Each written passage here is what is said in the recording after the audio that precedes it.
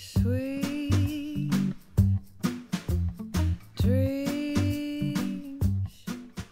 I've done comedy mainly my whole career. And when I read this, I was like, oh, this is a role where I can't fall back on my shtick. It was too layered for that, and there was too much of an emotional journey for him. But the character, I went, this is going to be a challenge, and I feel like I'm ready for a challenge. The balance between comedy and drama is you have to figure out when are the times to be light and when are the times you got to be a little more earnest. You know, because if it was just laugh a minute, it probably isn't going to be as effective or isn't going to be as powerful. The stuff I found the most challenging was the love stuff, the love scenes, not the sex scenes. Sex scenes is well, fun, really. But no, it was the love stuff. Steve, at the end of the film, has this huge outpouring of love, and that, you know, I was always aware of when that scene was coming up. One of the biggest challenges on working on this production was doing the Russian scenes. I had a Russian teacher, Masha, who was amazing. I just decided to get out every single Russian film I could research, and I bought Russian music, and I would meet up with friends who had Russian friends and run the dialogue with them. And I also saw a dialect coach in LA as well while I was there. I'm a perfectionist, especially with work, and I wanted, you know, Russian people to be watching it and feeling like, that's okay, I believe her. The biggest challenge in this role is there are lots of sums to do in this. There are lots of threads that go through the film. I find it more so than what I originally thought. Just in discovery along the way, there are lots of relationships to weave through the film. And things that you're offered, you've got to find a key, or you've got to feel that you can bring something to the role. The stuff that I'd sort of thought about to maybe I could bring to Roger then got really rich over time. Well, as an actor, probably the scene with Todd and stuff. Yeah, most of the scenes with Todd, because it was just. So no, I've never done anything like that before on screen, so it was so weird to be so intimate with someone that I hardly know, really. Like, so it was, and like the first day I was like flashing him and like kissing him for like an hour.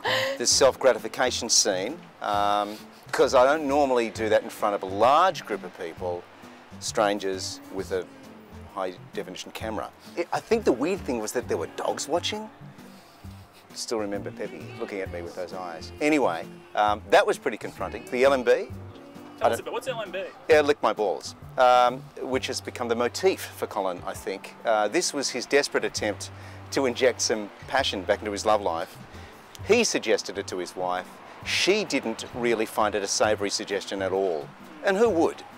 I guess the biggest challenge in taking on a role like this is just basically paring everything back to something that's really simple and real, and just trusting that you don't have to do very much, but just be quite emotionally brave and aware.